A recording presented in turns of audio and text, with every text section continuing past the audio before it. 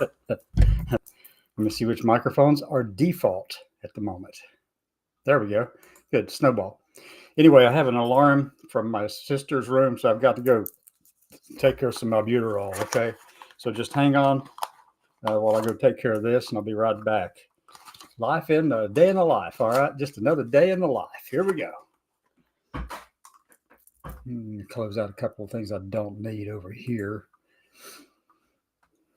So we're going to talk a little bit more about things that happened today, but give me a chance to come back here. I'll be right back.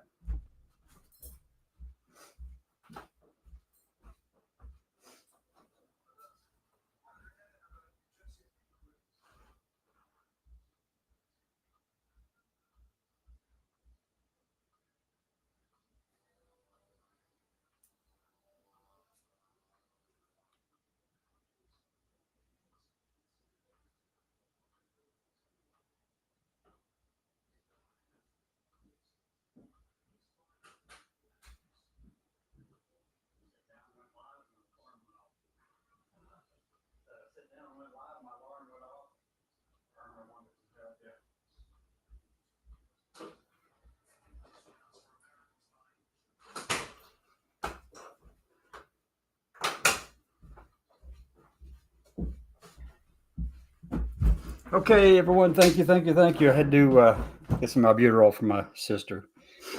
There's a little alarm back here. I don't know if you saw it, but it makes a horrendous noise. Let me get rid of the image there and put myself up on the top. So got a few things about supper also. My brother figured he'd like to get a steak, so I'm going to order a steak actually, because order it from one of the steakhouses and just get some of that for supper. Even though I did fix some pot stickers, pork pot stickers. The thing is, they're ultra processed, really, really, and then it's got some soy sauce that goes with it, which is also processed. So, yeah, I am not living up to the standards if I were not Dr. Robert Kennedy. I can't do that. Doesn't have the qualifications to be a dog catcher, much less leading a health agency, right? That's my opinion. I'm sticking to it. I'm way up here in the holler. If you want to talk about it, we can go out on the front porch and have a little swing and just have a conversation all evening long. And I might even say, bless your heart, just a few times. But nonetheless, I'll listen to you. And if you do decide to come up in here, a day in the life of a trans terrorist who takes care of family, and that's my training scenario. Today I fixed 2 different pies. Let me see. I fixed a blueberry pie, but I make it a little different. I put all the blueberries into a big bowl, out of the cans, and put some light brown sugar in there with it, and mixed it all up and put it into the pie shells and put it in the oven for about 40 minutes. And oh my God, it's delicious. Yep. Also highly processed food. Robert Kennedy, you can just take that thing and shove it. Whatever. I don't care. You and Dr. Oz. But anyway, so if Pam Bondi and Cash Patel and all of those people up there, and Dan Bongino and Tom Holman or anybody wants to come rolling up into Mudlick Road, just know you can come all the way up in here. It is a 1-lane road. If you do accidentally just barely drift off the edge of the road on the left or right side off the pavement, you will be in a ditch that's probably 2 or 3 feet deep.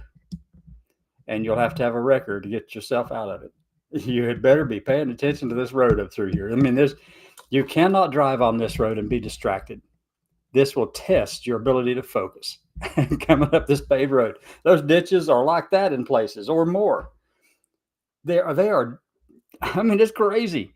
In wintertime, when the snow comes on all of this stuff, you better make darn sure you're following the road, because if you drift off just a slight little bit, you're going to end up down in there and have to have a wrecker come pull you out, and you're going to block traffic, such as it is, which is not much up in this holler, because, well, my brother's home is about 2.5 miles up in there, and there are 3 homes above here to the end of the pavement. And then it's another mile of just wilderness up in the valley, up in Mudlick Holler, okay? Mudlick Road. There's no road. Well, it's a dirt road, but it's you have to have a 4-wheel vehicle just about to get up in there. But a friend down the road actually owns the property up the road. And it's kind of crazy. So you're welcome to come around. I mean, you can come in here and just sit with me and have a conversation any day of the week. I would love that. I'd love it. Or you'll have to work around our schedule and things like that if you do come in, because, you know, I got to make sure mom gets her medicines in the morning and all those kind of things. And then her breakfast, such as it is also. And sister and brother and everybody has to get something to eat. And then midday, I'm checking vitals again, depending on what's going on. And in the evening, I do the same thing again. And then today, I actually went and finished mowing my cousin's yard over in Pico Holler. Pico, Becco. It's actually an Italian name. People came here from Italy many years ago, and that road was named for them. So it's Pico Holler. And it's spelled HOWL or HOLW or something like that. That's the way it's on the signs. But you can have, I mean, my cousin's up in there, and I went up to finish mowing the yard up there today because there's some things I needed to do after the guy was being so nice and polite with his pickup yesterday. And no door handle. I'm still struck by that. That pickup had no door handle. You could see the glass, the window that you roll up for the door, through the plate where the door handle's supposed to be. And there's just nothing there. I don't know how. I guess maybe you reach in and grab a metal bar and pull it around, and hopefully it unlocks the door. He seemed to know what he's doing. He told me he was 78 years old, been doing it a while. He wouldn't know how old I was. So I asked him, how do you think I am?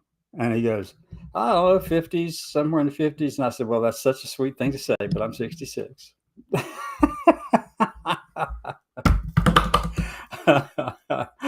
Oh, these people are funny. I get a big kick out of all of them. And when I tell my cousin about all that, she goes, oh. And if I tell my sister that stuff, it's like, and not my sister here, but my other sister, another sister who lives in Pikeville near here, works over at the Pikeville Hospital. So there's a lot of interesting things that take place around here, folks. I mean, come on. I mean, let me see. We did have, my brother told me that while I was out, the Pikeville Home Health Store from Pikeville Medical Center brought another wheelchair for my mom. Somewhere in lost their records because they just brought one last week. I don't know how that happened, but there were two, and then they took one of them back. But somebody didn't let the other ones know. Hey, look, we brought a wheelchair out there for your mom, and there's two of them. Well, okay. Please don't charge us for two of those darn things, though.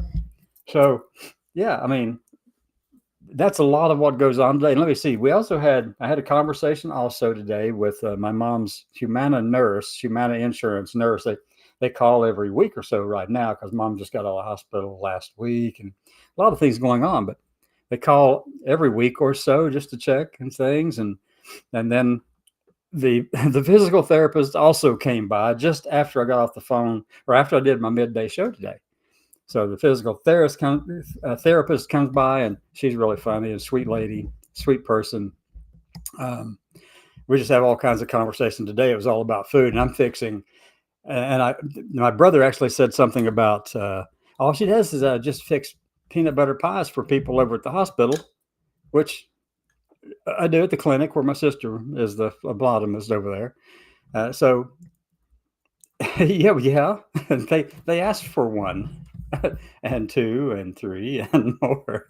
So I've made probably three peanut butter pies since Christmas of last year for the staff over at the phlebotomy clinic at the diagnostics clinic in Pikeville.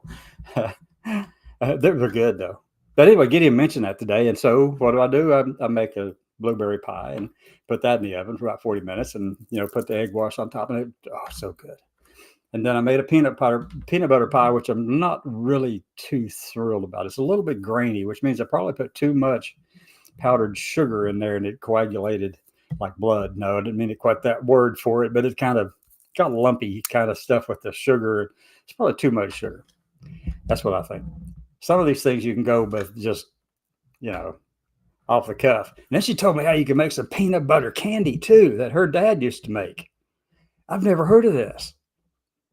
She said, you can actually take icing mix cakes. You can buy a little container of it from wherever you go to get it, Albertsons or Food City or, I don't know, Publix. Around here it's Walmart, everything, and Food City. But you can go pick up some of that. And then all you do is you take that cake icing and any flavor really and put in some peanut butter in it. And you've got yourself some peanut butter candy.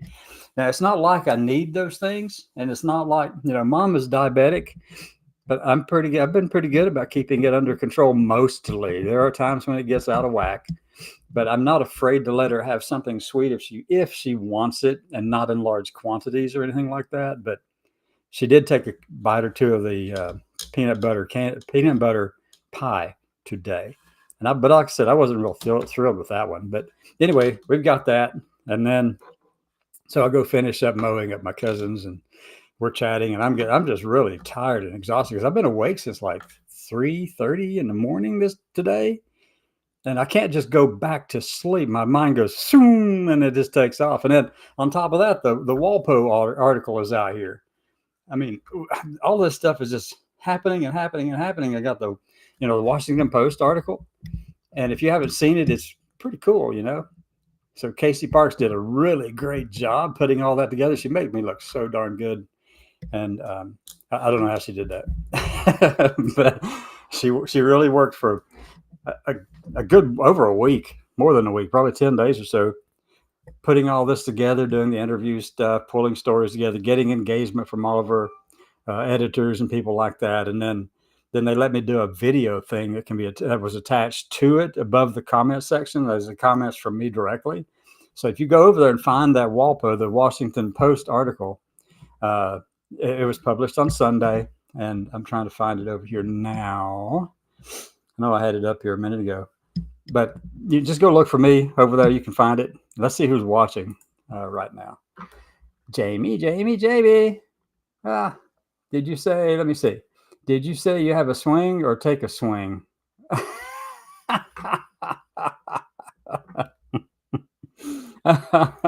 Swig.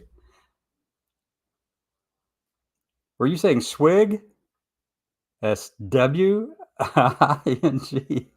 Not a swing? No, I don't take a swig out there. No. My dad's the one who used to make moonshine stills, and it really did. When I was growing up, Dad made a moonshine still in the darn living room of our house, of Beach Hollow, of Forest Hills, which is just near here. A moonshine still in the house for somebody, but it was actually for display at a restaurant downtown Williamson that was called Lock, Stock, and Barrel, and Dad did that for that, and also when they opened that restaurant up, Lock, Stock, and Barrel, they had this big copper sheet that wrapped around the fireplace inside this little restaurant downtown, and it had a rustic look to it, and copper would do that, obviously, but they wanted a more rustic look. So guess what they did? Well, we did. Dad gave us all ball peen hammers. Little hammers got the little round head on them, and not the flat head, the little round head on them. And we put a copper sheet in our living room floor, and all of those kids beat the living crap out of that piece of copper. Ding, ding, ding, ding, ding, ding, ding, ding, ding, ding, ding, ding, ding, ding, ding, ding. We had a blast. Mom wasn't too thrilled, but that's the way it was growing up around here, folks. I tell you. So yeah, Dad built that thing, that the still and that copper shield going around the fireplace for Lock, Stock, and Barrel, and I don't know whatever came of all that stuff. The restaurant is closed, long closed now, but and Dad passed in 97. But anyway, so these are the things that take place here in this holler, then this road, Mudlick Road. I've got my brother. I'd fixed some. He wanted to know what we were going to eat for supper, and I said, well, I do have some pork pot stickers over there in the pot right now, and I know why they call them pot stickers now. Do you know why they call them pot stickers? They stick to the darn pot. Different swing. We don't do the do-si-do, though we do know how to swing the jug. Well, I did. I know what it tastes like. I can't stand it. It's too powerful for me. It'd flat out knock me on the floor anymore. I don't drink. But yeah, so the recipe, it's the recipe, the Waltons. I don't know. I never watched the Waltons. I see it on every now and then because my sister loves watching these old shows. It's the recipe. Well, I don't know. I have to ask my sister about that one. I have no idea what that's in reference to. But no, what we do out on the porch, there's just some rocking chairs out there. And this is a lot like, it's a very rustic house that my brother has here. And so it's like Cracker Barrel rustic style without the novelty store in front of it. Oh, have a swing, meaning take a poke at me. Oh, okay. All right. I missed the nuance of that one, Jamie. Yeah. Sorry about that. I get it now. You just went right over my head. I'm just so into just, whatever's happening. Take a swing at me. Yeah. But yeah, and you're right. So I would love to have, now, I know that this will never happen because they will never get caught dead coming and talking to a trans terrorist. Not ever, because they'd get loomered in a heartbeat. Loomer would find out about it, and then Chase Spears would find out about it, and they would be booted out of whatever department they're in, because these two people and their team of rats would point it all out to the people, the powers that be, and they would be out of position of authority in a heartbeat. You went up to that holler and talked to that trans terrorist and politely did so, and you didn't go up there and call them a bunch of names and stuff and make a big public splash about it and all of that. Oh, come on. We don't do that around here, Loomerized. So, yeah, I mean, they're more than welcome to come. I don't expect them to. I don't expect any of these people that I try to reach out to actually try to talk to me about any of it, particularly if they're in this administration. I have reached out to Doug Collins left and right. I've got friends who know him, and, they say he's easy to talk to. And I say, really? Oh, pass him my way. I'd love to know how that happens, because he won't talk to me. The closest I got to talking to Doug Collins was that one of his VA rapid response things over on Twitter. I had picked up that I was going after them for some of the stuff they were saying about all veterans are welcome here, and we're taking care of everyone equally well, and we don't have to worry about any of the disparity or any of those things that might cause any issues, and also we are taking care of those trans veterans out there too, the transgender veterans. If they were in care, if they received care prior to March of 2025, then we will continue with their medically necessary care. That's what Doug Collins said in a little video. He said that out loud. And then immediately right after that, he goes, and if you are newly enrolled in your VA, you're just a veteran and you're coming into the system as a trans person, you're newly enrolled, we're not going to give you that same medically necessary care, appropriate care. Hypocrisy much, folks. So no, I call it out. And then the VA rapid response people reached out to me and said, do you have a particular gripe that affects you directly? No, not from, I'm talking about a whole bunch of people. There are thousands of us in the VA system. Thousands. And I know of at least 6,000, but there's more than that. I know there's 6,000 because I'm involved in a research program that actually, where those 6,000 responded. But I'm going to tell you something. The concerns that a lot of people raised back then about, privacy of their information and all that kind of stuff in that survey, I didn't think that it would be a big issue, because I would think that the people in power and the people who are in positions of authority, that, I didn't think that they would try every way possible to get the list of names of people participating in those kind of studies, because I just thought it's morally unethical. These people were promised privacy, but yet here we are, complete amoral bunch of a-holes, asking for the names of everybody out there who has ever been involved in a survey or a project, who are trans or non-binary or whatever you might be, and they're wanting the names of all of them. Yeah, It's under the table kind of stuff. They don't say it too out loud very much, but they do. So it was Granny Clampett's rheumatitis medicine. Oh, you're talking about the shine. Yeah, Jamie. See, women leaving military real soon after Pete's speech doesn't seem to want them there. Oh, yeah, you know something? I'm going to put this one up there because, and you're so right. I watched part of that. I watched as much of that as I could.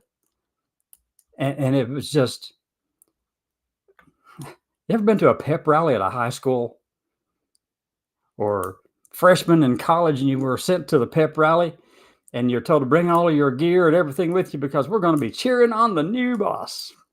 Same as the old boss. No, that's not true in this case. But yeah, fully expect to see women in combat roles who have proven themselves in combat leaving. And here's what I would love to see this. I don't want to see our country be in a position of weakened militarily. And it's kind of a dichotomy for me because I know what it takes. I know that it does take a lot of people to do this thing and do it well.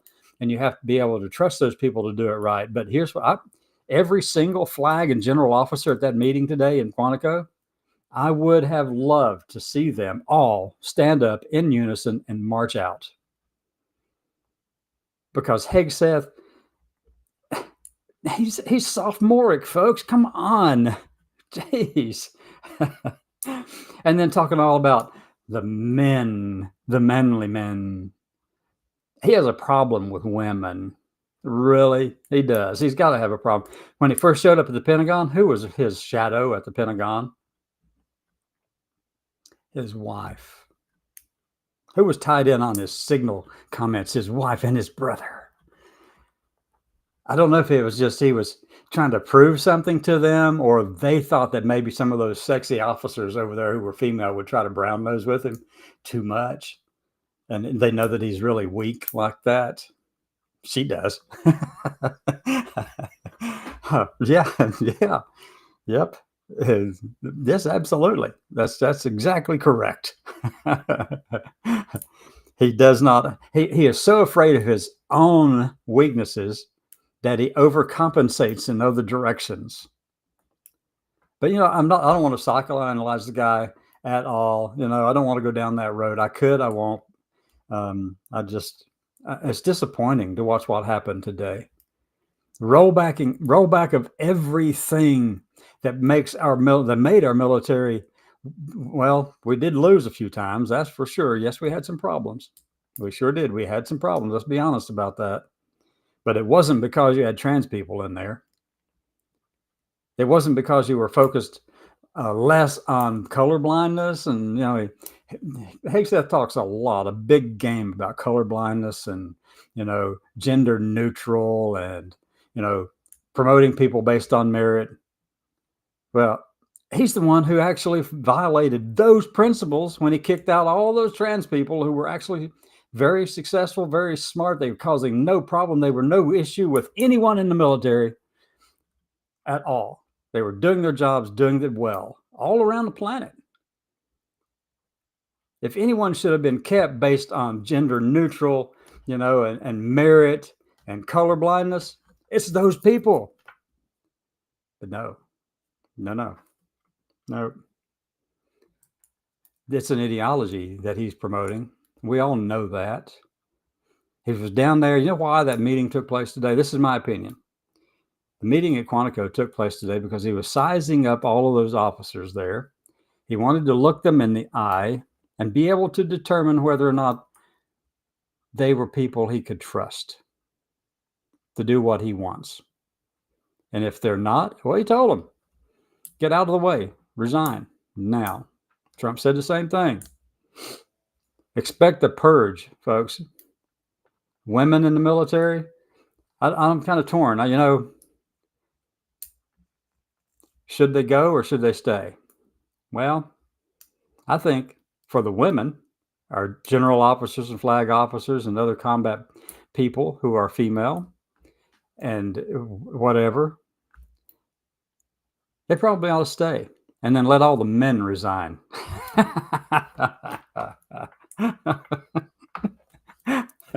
Let's get the word out. let's spread the word. We want the women to stay and prove themselves, even though they shouldn't have to because they already have. But let's have all the men resign and just let the women run it and see what Pete does then. Hey, anybody, all of my friends out there, wherever you might be, if you got connections into any of these combat officers, combat leaders in the military in any branch right now, and they are female, tell them to stay. But if they're a flag officer or a general officer and they're male, ask them to all resign en masse. Let's do that. And that, my friends, is the take on the day from Mudlick Road. Go check out that Washington Post article. It's behind a paywall, but check it out. I think I've run out of free share links I can pass around from WAPO. But there's been a lot of comments on there, and it's turned out really well. I mean, the vast majority of comments are very supportive. They like the idea that I can come up in this holler and I can say, "We're going on the porch. We're going to go swing out here, and Pam, make sure you bring." I don't know what. Don't bring anything fancy like tofu. We won't eat tofu here. Nope, we won't eat tofu. Make sure you bring something like, I don't know, soup beans, which is pinto beans, soup beans and cornbread and some fresh green onions and maybe some green tomatoes so we can fry them up and have some fried green tomatoes up here on Mudlick